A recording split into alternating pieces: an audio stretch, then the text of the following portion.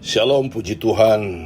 Selamat kita berjumpa kembali dalam kasih Tuhan Yesus Kristus. Saya percaya semua kita di dalam perlindungan serta pertolongan Tuhan. Haleluya. Pada kesempatan ini saya akan mau berbagi kepada Bapak Ibu, karena saya percaya kita perlu sekali memiliki pemahaman firman Tuhan, karena firman Tuhan itu menjadi kekuatan, motivasi dalam kita menjalani hidup ini. Puji Tuhan. Di dalam kitab Ayub pasal 42, kita akan membaca di sana ayat 10. Nah, di dalam kitab Ayub pasal 42 ayat 10 dia berkata begini.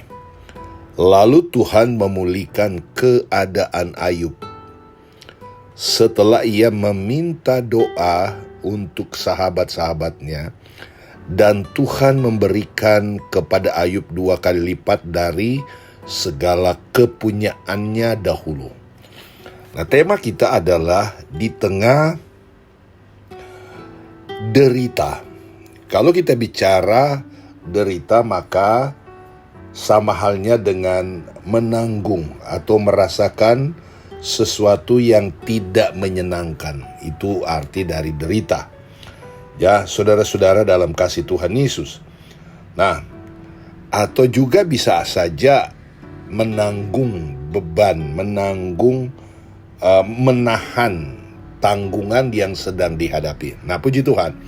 Nah, saudara-saudara dalam kasih Tuhan, di tengah pergumulan, kehadiran teman yang mau peduli dan memberi diri untuk mendampingi mendampingi adalah sebuah anugerah besar. Jadi ketika kita saudara-saudara mengalami derita, mengalami tanggungan, maka kita mendapati teman yang ikut juga berempati dalam hidup kita.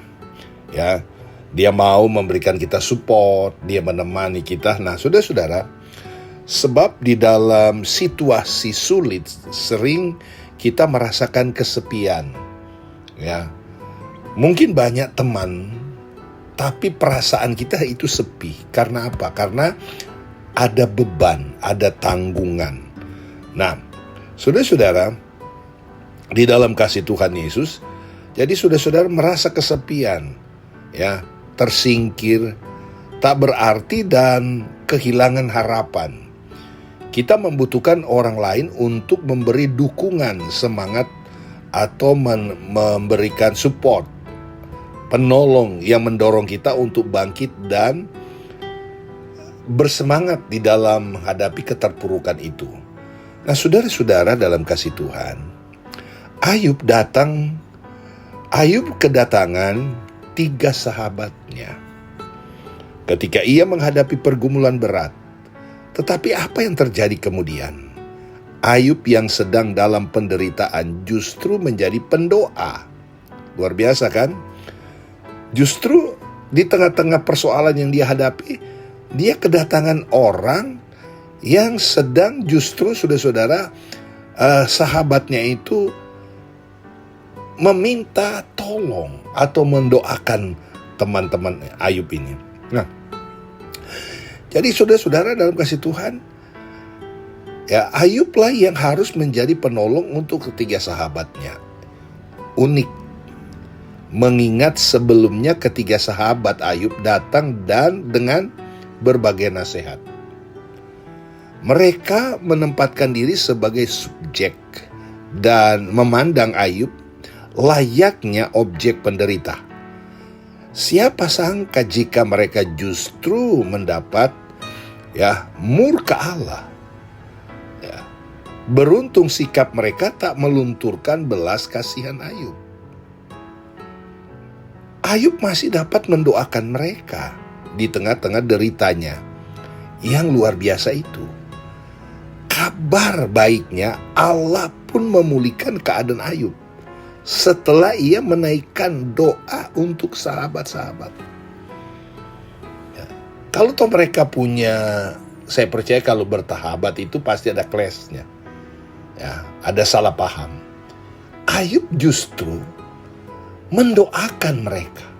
ya, melepaskan sebuah pengampunan kepada mereka. Nah, pergumulan yang menekan seringkali saudara-saudara dalam kasih Tuhan, ya, membuat kita fokus hanya kepada diri kita. Itu umum, ya saudara-saudara. Karena pergumulan kita tidak peduli dengan orang lain, tetapi justru fokus pada diri kita sendiri, ya. Bahkan kita cenderung berharap supaya banyak orang datang mengasihani, ya, mengasihani diri kita karena sedang menderita. Dari Ayub kita belajar sesuatu yang berbeda. Dari Ayub kita belajar sesuatu yang berbeda. Melalui sikapnya yang demikian kita dapat memberi kesaksian iman yang luar biasa. Bukankah Tuhan Yesus pun memberi keteladanan, ya, yang serupa demi kasihnya kepada kita? Jadi pergumulan boleh menekan, namun jangan kehilangan kasih dan pengharapan, karena pertolongan Tuhan pasti memberi kelepasan dalam hidup kita ketika kita sedang menghadapi persoalan. Itu sebabnya saudara-saudara, sebagai anak Tuhan, mari kita tingkatkan kedekatan kita, hubungan kita dengan Tuhan. Sebab semakin kita mendekatkan diri kita kepada Tuhan, kita mampu memiliki sifat seperti Ayub. Di tengah persoalan, dia masih bisa mendoakan orang. Ya, di tengah persoalan, dia tidak kehilangan pengharapan. Di tengah-tengah pergumulan, dia tidak putus asa. Dia tetap mendoakan teman-temannya. Dan Alkitab menceritakan Ayub, ya. Ayub, saudara-saudara, mengalami berkat Tuhan. Ya. Ayub mengalami kuasa Allah yang luar biasa. Dia mengalami pemulihan. Ya, baik jasmani, baik pun ekonomi. Jadi saudara-saudara dalam kasih Tuhan, tidak salah pilihan kita hari-hari ini kalau kita ada di dalam Tuhan. Namun, kita sebagai anak Tuhan harus bertanggung jawab, ya, untuk menjaga hubungan kita dengan Tuhan. Supaya ketika kita dihadapkan dengan badai, ya, derita, atau tanggungan yang berat, kita tetap fokus kepada Tuhan. Kita bisa menjadi berkat, ya. Kita bisa menjadi berkat. Kita bisa menjadi orang memotivasi orang lain, ya. Sekalipun memang kita ada persoalan. Itu sebabnya dalam hal ini kita lihat bahwa Ayub memberikan contoh yang baik dalam hidup kita. Saya percaya, saudara-saudara, ya, tidak ada yang tidak ada masalah. Tetapi mari kita fokus kepada Tuhan, maka engkau akan terus berjalan. Engkau akan terus maju dan bersemangat. Engkau akan terus terang, bahkan terus kuat dan optimis karena bersama dengan Tuhan. Tuhan Yesus tolong kita semua.